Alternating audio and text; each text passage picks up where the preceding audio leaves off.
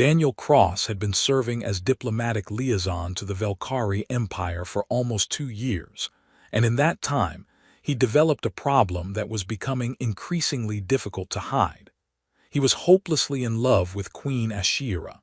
It had happened gradually, through countless diplomatic meetings and cultural exchanges, through negotiations that stretched late into the evening, through moments when her careful royal composure slipped, and he glimpsed the sharp wit and unexpected warmth beneath. He'd learned to read her long ears' subtle positions, to recognize the dry humor hiding behind formal language, to understand that beneath the fearsome reputation was someone remarkably thoughtful and kind. He knew his feelings were impossible. She was a queen who ruled millions. He was a diplomat who facilitated conversations. The distance between them was vast in every way that mattered. So he kept his feelings carefully hidden, maintained perfect professionalism, and tried not to let his heart show through his diplomatic mask. Then she summoned him to a private audience. That wasn't unprecedented. They'd had private meetings before to discuss sensitive diplomatic matters. But something about this summons felt different. The message specified her private chambers rather than formal meeting rooms, requested complete discretion, and mentioned no specific agenda. Daniel arrived at the appointed time, announced by palace guards who'd grown familiar with his regular presence. Ashira dismissed all attendants immediately, leaving them alone in her private study, a comfortable space that felt more personal than the formal throne room where public audiences occurred. "I have a question that requires honest answer," she said without preamble, her ears angled in a position he'd never seen before, vulnerability mixed with determination. "What must I do to marry you, human?" Daniel's brain executed complete shutdown. Marry me? Yes, I am asking what actions, conditions, or changes would be necessary for you to accept a marriage proposal from me. Her voice remained controlled, but her ears trembled slightly, betraying the emotion she was trying to contain. "I have fallen in love with you over the past year. I want to marry you, to bond with you permanently according to both our species' customs. But I understand there are significant obstacles, power disparity between us, species differences, political complications. So I ask directly, what must I do to make marriage between us possible? What would you require?" "You're in love with me, actually in love with me." Daniel couldn't process this impossible revelation. The queen, brilliant, powerful, commanding, was in love with him. "Yes. For approximately 8 months now, though I have been attempting to suppress the feelings as diplomatically inconvenient and potentially problematic for our working relationship. I have failed completely at that suppression. The feelings have only intensified with continued acquaintance." Her ears angled with desperate honesty. "I am queen. I could simply command your agreement to marriage, but I want genuine consent based on mutual desire, willing partnership, real marriage built on authentic choice from both parties. So I ask, what do I need to do to earn that consent? What obstacles must I overcome to make you willing to marry me?" There aren't obstacles you need to overcome. I'm all ready." Daniel stopped himself abruptly, realizing he was about to confess feelings he'd been carefully hiding for months. Her ears angled sharply forward with laser focus. "You are already what? Please complete that statement." "I'm already in love with you. Have been for months. I've been trying desperately to hide it because it seemed completely impossible that you could ever feel the same way about me." The words tumbled out before he could stop them, honesty overwhelming his usual diplomatic caution. "You're a queen. You're extraordinary in every way. You could have literally anyone you wanted. Why would you possibly want me?" "Because you understand me. You see past the crown and the power to who I actually am as a person. You make me laugh when we're in private. You challenge my thinking respectfully. You treat me as individual rather than as royal authority to be feared or manipulated for advantage." Her ears communicated desperate sincerity now. "I have been surrounded my entire reign by people who want power from me or fear consequences of displeasing me. You want neither. You simply care about doing good diplomatic work and treating all beings with respect regardless of their position. That authenticity is precious beyond any measure. I care about you, specifically you as a person, not your position or power or anything else. Daniel moved closer instinctively, drawn by her vulnerability. But marriage between us, the political implications would be massive. The power disparity could create problems with consent perception. The species differences create practical complications. Are you certain this is what you actually want? I am certain I love you and want permanent partnership with you. The complications are significant but not insurmountable if we're both committed to navigating them honestly. Her ears angled with fierce determination mixed with vulnerability. But I need to know from you, what do you need from me to make this work? How do I bridge the distance between queen and diplomat?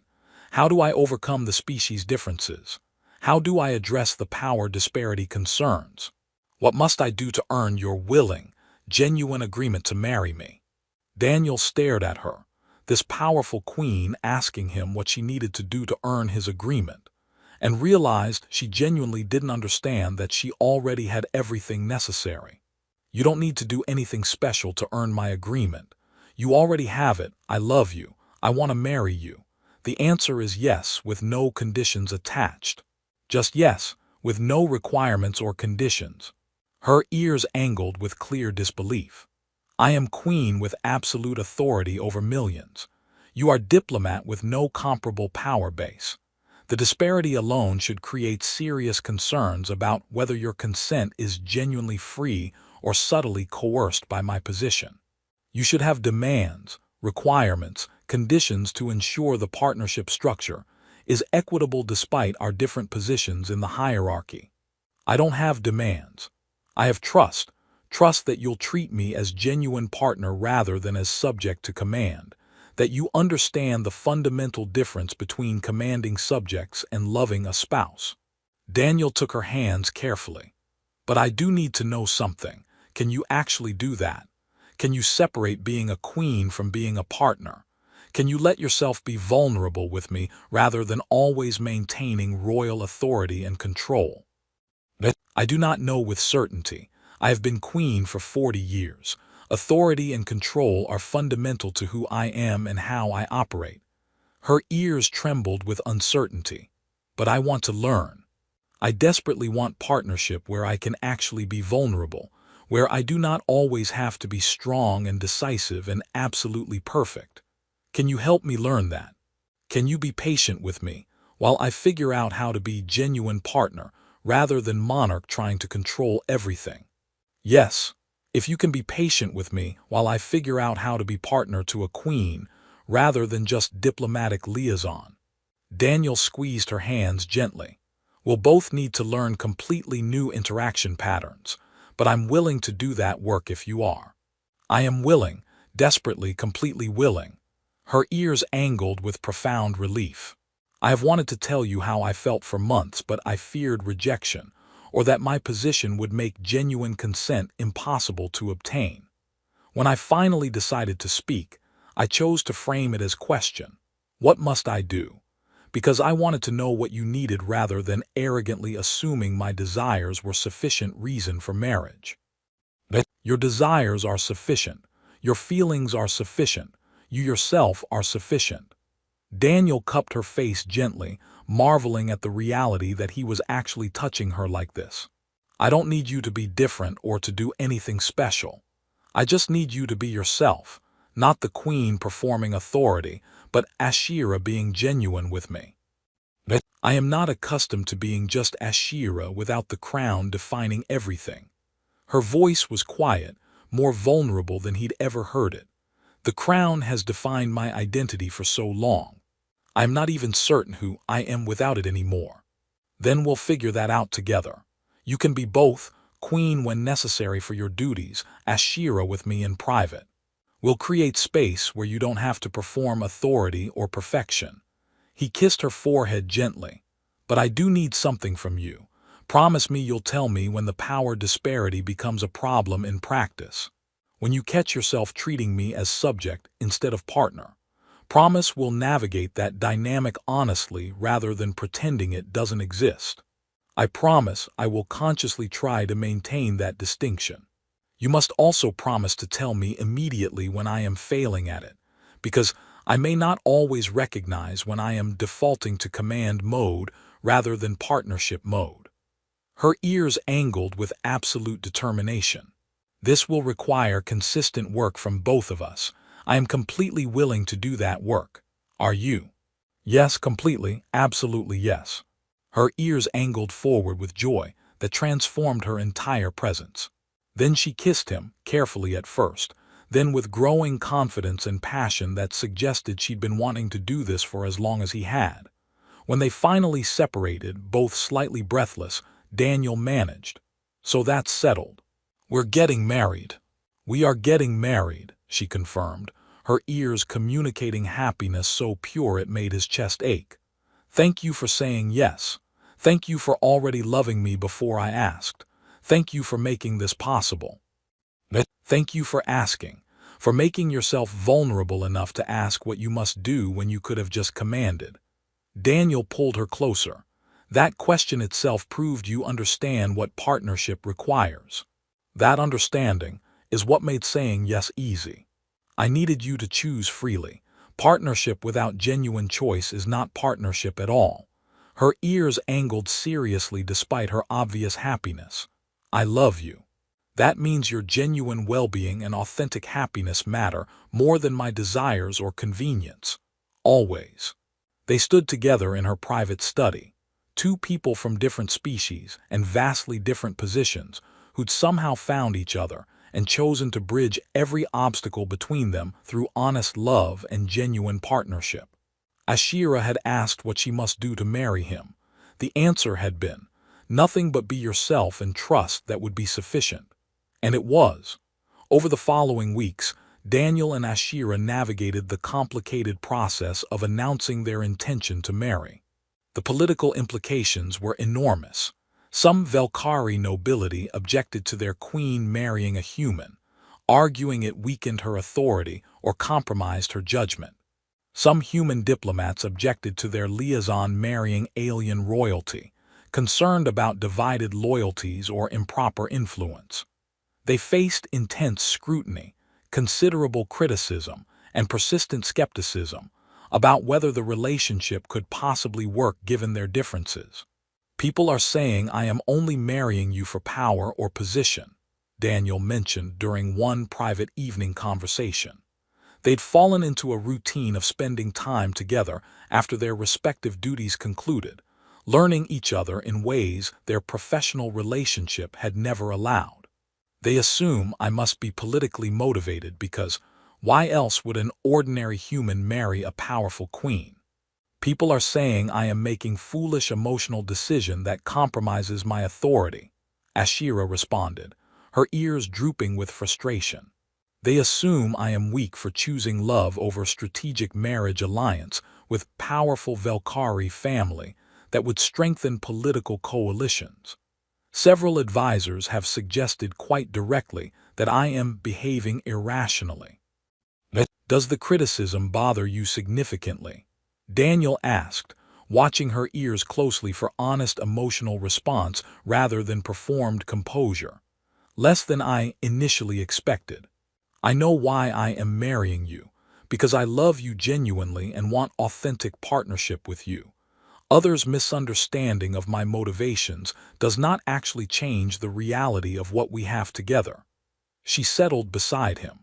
Does it bother you? The criticism itself bothers me less than I thought it would. I know my own motivations. I know I love you for who you are, not what you can provide materially. Daniel took her hand. What bothers me more is the implication that you're making bad decisions because of emotions. You're still the same brilliant queen you were before. You're just also in love now. Those things aren't contradictory. I know that intellectually. Emotionally, I struggle with having my judgment questioned so fundamentally. Her ears communicated vulnerability. I am accustomed to my decisions being respected even when others disagree with them. Having people suggest I am compromised by emotion feels diminishing, as if loving you somehow makes me less competent as queen. You're not less competent, you're just more complete as a person. Daniel squeezed her hand. Queens are allowed to have personal lives and genuine emotions, without that diminishing their professional capabilities. That is not how most people view monarchy. The crown requires sacrifice of personal happiness for duty. Her ears angled sadly. I am violating that expectation by choosing love. Some see that as weakness or failure rather than strength and wisdom. Then they're wrong. Choosing love while maintaining your duties is harder than choosing duty alone. You're doing both, not abandoning one for the other. Daniel pulled her closer. I believe in your capacity to be both queen and partner. You don't have to sacrifice yourself completely for the crown. Thank you for that belief. I need it when my own certainty wavers. She rested her head against his shoulder. I do not regret choosing you, but I would be lying if I said the criticism did not affect me. It affects me too, but not enough to change my mind about marrying you. Daniel kissed her temple. We'll prove them wrong by actually making this work, by being happy together while you continue being an excellent queen. That is my intention, though I confess uncertainty about how to balance everything successfully. Her ears trembled. What if they are right? What if loving you does compromise my judgment? What if I cannot maintain proper separation between personal feelings and political decisions? Then we'll navigate that honestly when it happens. But I don't think loving me compromises your judgment any more than any other emotional state you experience. Daniel turned to face her directly. You're allowed to be a complete person with feelings and relationships. That doesn't make you less capable of leading effectively. I hope you are correct, because I am not willing to give you up to prove my competence to critics. Her ears angled with fierce determination. I love you, I am marrying you, and I will prove that queens can have genuine partnerships without sacrificing their effectiveness as leaders. We'll prove it together. Daniel kissed her gently. I'm with you completely, no matter what critics say. They spent that evening and many others working through the complex emotions and practical challenges their decision created. Learning to support each other, to communicate honestly about doubts and fears, to maintain their partnership despite external pressure. I need to ask something difficult, Ashira said during one conversation weeks later. If we marry, you will become Prince Consort or equivalent title by Velkhari custom. You will have public role, formal responsibilities, intense scrutiny of everything you do. Is that something you can actually handle long-term? I need completely honest answer. I don't want formal title or public role honestly. I want to keep doing my diplomatic work because it matters to me. Daniel had been thinking carefully about this. Can we structure this marriage so I remain primarily working diplomat, rather than becoming royal figurehead with purely ceremonial duties? That would be highly unusual. Typically, the queen's spouse assumes formal role with significant ceremonial duties and public responsibilities. Her ears angled thoughtfully. But you are correct that your diplomatic skills are better utilized in actual negotiations than in ceremony. We could establish new precedent. Spouse who maintains professional role rather than assuming purely ceremonial position. It would be controversial but potentially possible. Would that structure work for you? Not having spouse who fulfills traditional expectations and accompanies you to every formal event. Daniel needed to know this wouldn't create resentment. I would strongly prefer spouse who is happy and professionally fulfilled over spouse who performs expected role out of obligation while being miserable. Her ears communicated clear affection and certainty. You are valuable as diplomat. That contribution should not be sacrificed just because we marry. We can adapt traditions to fit our actual reality rather than forcing our reality to fit outdated traditions. Thank you for being flexible about that. I want to support you in your role, but I also want to maintain work that gives my life meaning beyond being your spouse. Daniel felt relief at her understanding. That is exactly the kind of honest communication we need to maintain. She pulled him closer. We are creating completely new model for royal partnership. There will be challenges and criticism. But I believe we can navigate successfully if we continue being honest about our needs and willing to adapt expectations when necessary. Months passed as they worked through countless adjustments and negotiations, learning each other's communication patterns, navigating the complex intersection of personal relationship and political implications, establishing boundaries that protected their partnership from constant public pressure. I am falling more deeply in love with you every day, Ashira admitted one evening, her ears communicating vulnerability and joy simultaneously. I did not know I could feel this profoundly. The crown always required emotional distance and control, but with you, I allow myself to feel completely without restraint. It is both terrifying and wonderful. I feel the same way. You're not just a queen to me anymore. You're Ashira, the person I want to wake up beside every morning and talk to about everything. Daniel traced gentle patterns on her arm. But I need to know honestly, do you ever regret choosing me, given all the complications and criticism we've faced? Never, not even once. Her ears angled with absolute certainty. Marrying you will be the best decision I ever make, regardless of political complications or public criticism. I would choose you again in every possible circumstance. Good, because I feel exactly the same way about you. Daniel kissed her softly. You asked what you must do to marry me. The answer was and remains, nothing but continue being yourself. That's always been sufficient.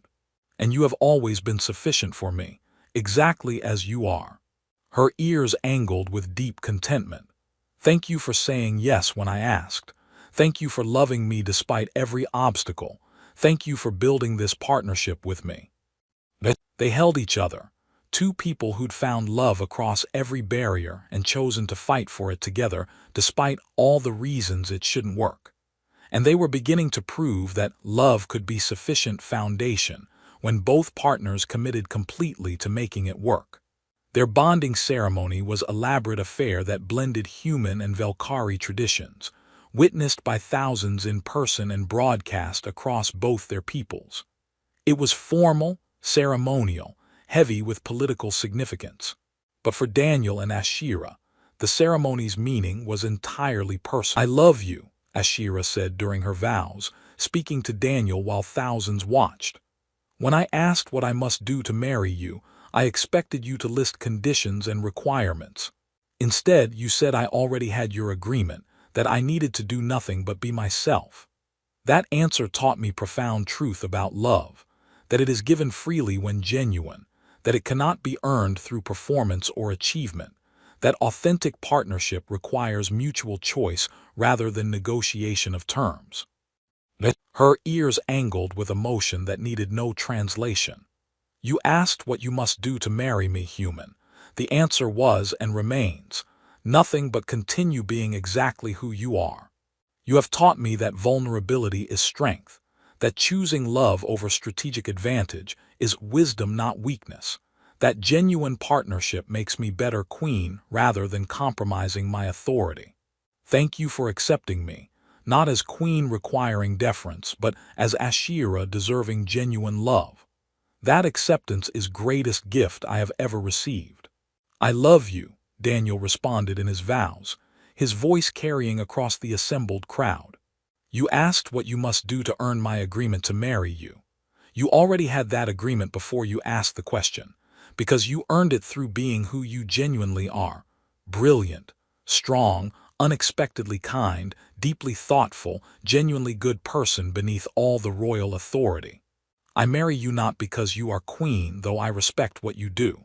I marry you because you are you. That has always been more than sufficient. He took her hands as tradition dictated. You showed courage by asking that question, by making yourself vulnerable enough to ask what you must do when you could have simply commanded compliance. That willingness to ask, to truly care about my genuine consent and happiness, proved you understand what partnership requires. I choose you freely, completely, with full awareness of every complication our marriage creates. I choose you because you asked what you must do, and in asking, you demonstrated you already knew the answer. Be yourself and trust that would be enough. It was, it is, it always will be. The ceremony concluded with traditional bonding rituals from both cultures. When it was finally complete and they were formally recognized as married partners, the crowd's reaction was mixed: celebration from some, skepticism from others, clear disapproval from a vocal minority. But Daniel and Ashira barely noticed the mixed response. They'd married each other despite every obstacle, and that felt like victory regardless of public opinion. In private later, away from ceremony and crowds, they finally had time to actually process what they'd committed to. "We did it," Daniel said with slightly stunned disbelief. "We're actually married." "We are married," Ashira confirmed, her ears angling with happiness so profound it transformed her normally controlled expression. "Despite every complication and obstacle, we chose each other and formalized that choice publicly. How do you feel about it all, now that it's done?" Daniel studied her ears, reading emotions she wasn't verbalizing.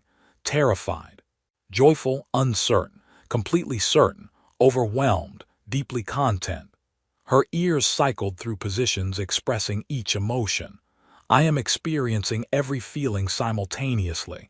Is that normal for newly married beings?" "I think so. I'm feeling pretty similar." Daniel pulled her close. "But underneath all the complicated emotions, I'm just happy. Happy I get to be with you. Happy you asked what you must do and accepted my answer. Happy we both chose this despite every reason we probably shouldn't have. I am happy too, more deeply happy than I can remember being in decades."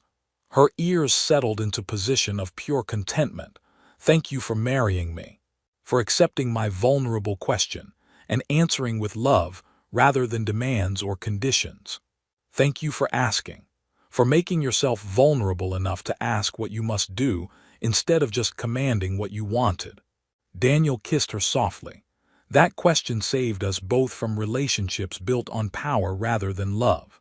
That was always my fear, that my position would make genuine partnership impossible, that anyone who agreed to marry me would be doing so out of obligation or desire for power rather than authentic love." Her ears trembled slightly. "Asking what I must do was my way of trying to ensure your consent was real." "It was real, is real, will always be real." Daniel cupped her face gently. "I married you because I love you. Everything else is just details we'll figure out together." "Together," she agreed, her ears angling with determination and affection. "We will figure this out together, as genuine partners." They spent their first night as married partners, learning each other in new ways, not just physically, but emotionally, building intimacy that their previous relationship hadn't allowed, discovering what it meant to be fully themselves with each other without professional barriers or power dynamics creating distance. "I am still uncertain how to be partner rather than queen with you," Ashira admitted as they lay together later. 40 years of maintaining authority does not disappear overnight. I find myself wanting to make decisions unilaterally, to command rather than consult. I need you to tell me when I am doing that so I can correct the pattern."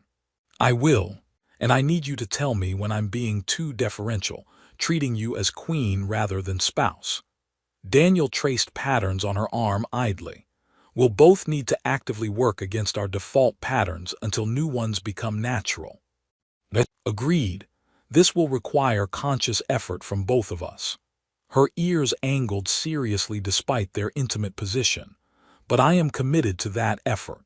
I want genuine partnership, not marriage where I accidentally command and you accidentally obey out of habit. Then we'll build that genuine partnership consciously." Daniel kissed her shoulder. "Day by day, conversation by conversation, decision by decision, until partnership becomes our default instead of our aspiration." "I like that plan." Her ears settled into contentment again.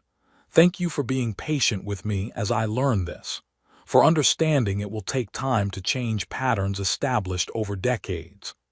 But thank you for being willing to change those patterns at all, for choosing partnership over the easier path of simply commanding what you want. Daniel held her close. That choice is what makes this possible. But they fell asleep together, queen and diplomat, Valkyrie and human, two people who'd chosen love despite every rational reason not to, committed to building partnership across every difference and obstacle. Ashira had asked what she must do to marry him. The answer had been simple: be herself and trust that would be sufficient. Years of marriage would prove that trust was well placed, that partnership built on authentic love and mutual respect could thrive despite every complication, that sometimes the bravest thing anyone could do was ask a vulnerable question and trust the answer they received. 5 years into their marriage, Daniel and Ashira had successfully navigated most obstacles that critics claimed would destroy them. Their partnership had grown stronger rather than weaker. Their love had deepened rather than fading. And they'd proven that queens could marry for love without compromising their effectiveness as leaders. "Do you remember when you asked me what you must do to marry me?" Daniel asked during quiet evening in their private quarters, space that had become genuinely theirs rather than just hers with him visiting. That question still amazes me whenever I think about it, that you genuinely believed you needed to earn my agreement somehow. I was terrified you would refuse. Or worse, that even if you agreed, it would be because of my position rather than genuine desire for partnership with me as person. Her ears angled with remembered vulnerability. Asking what I must do gave you power to set terms, to ensure your consent was authentic and freely given rather than subtly coerced by my authority. I never felt coerced. I felt stunned that you wanted me when you could have had literally anyone in the empire. Daniel took her hand, the casual touch now completely natural after years together. You're brilliant and powerful and genuinely good. Why wouldn't you choose someone more appropriate? Because appropriate would have meant politically advantageous but emotionally empty. I wanted you specifically, not appropriate spouse, but Daniel who makes me laugh and challenges my thinking and treats me like person rather than crown. Her ears angled with affection. You are far more valuable than any appropriate choice could have been. And you are far more valuable than any ordinary spouse could be. Daniel kissed her hand. Though I'll admit the political complications have been interesting to navigate. Interesting is diplomatic way of saying challenging and frustrating. She smiled slightly. But we have navigated successfully. Both our peoples have mostly accepted our marriage now that we have proven it works in practice. Mostly accepted, there are still skeptics. There will always be skeptics. We cannot please everyone. Her ears angled with hard-won wisdom. What matters is that we have built genuine partnership that makes both of us happy and has not compromised my effectiveness as queen. We have proven critics wrong through sustained success. But you never answered my actual question at the time, Daniel pointed out, remembering that conversation years ago. I asked what you must do to earn my agreement. You said I already had it. But you never articulated specifically what you had done to earn that. What was it about you that made me willing to marry across all those obstacles? That is a fair question, Ashira considered thoughtfully. What was it about me that earned your willingness to marry despite complications? You saw me, really saw me as complete person, not just as useful diplomat or potential political asset. Daniel organized his thoughts. You asked questions about my interests and thoughts beyond work topics. You shared your own vulnerabilities occasionally, letting me see past the crown to the person beneath. You treated me with respect that had nothing to do with your position or mine. He paused, then continued. But mostly you asked. You asked what you must do, giving me genuine choice about whether this happened. That question itself proved you understood consent and partnership at fundamental level. That understanding is what made me certain marrying you was safe and right. I needed you to choose freely. Marriage without genuine choice is not marriage at all. just legal contract enforced by power disparity. Her ears angled seriously. I have power to command many things, but I cannot command love or authentic partnership. Those must be given willingly, or they are completely worthless. You could have commanded my presence and physical cooperation, but you wanted my heart. You understood the critical difference. Daniel squeezed her hand. That understanding is what made everything else possible. Because your heart matters infinitely more than any strategic alliance or political advantage. Her ears communicated depth of feeling. I love you. That means your genuine well-being and authentic happiness matter more than anything else, including my own desires or convenience. Though fortunately, your happiness includes being with me, which simplifies matters considerably. It's very convenient that our happiness aligns. Daniel smiled, though it required you being brave enough to ask, to make yourself vulnerable by confessing your feelings when rejection was genuinely possible. That question was the most terrifying thing I have ever done. Facing enemy armies in battle is significantly less frightening than asking the person you love if they can possibly love you back. Her ears communicated remembered fear. But necessary, because without asking I would never have known, and living without knowing would have been worse than risking rejection. I'm glad you asked. Glad you made yourself vulnerable enough to ask what you must do when you could have maintained perfect royal composure. Daniel pulled her closer. I'm glad every single day that you chose love over maintaining absolute control. And I am glad every day that your answer was yes, that you trusted me enough to accept despite all the complications we knew we would face. She kissed him gently. Thank you for saying yes. Thank you for building this partnership with me over 5 years. Thank you for teaching me that queens can love deeply without losing strength, that vulnerability can coexist productively with authority, that choosing personal happiness over pure strategic calculation is courage rather than weakness. Thank you for showing me that power doesn't have to be isolating, that queens are people too, that love can bridge any divide when both partners commit to genuine partnership. Daniel held her close. Thank you for asking what you must do and trusting that the answer would be sufficient. They sat together in comfortable silence. 5 years of shared life creating understanding that didn't always require words. 2 people who'd crossed every divide between them through honest love and sustained commitment. Ashira had asked what she must do to marry him, expecting obstacles to overcome and conditions to fulfill. The answer had been devastatingly simple. Nothing but be herself and trust that would be enough. Years later, they were still proving every day that trust had been well placed. That love built on authentic partnership could thrive despite any obstacle. That vulnerability in asking difficult questions took more courage than maintaining control.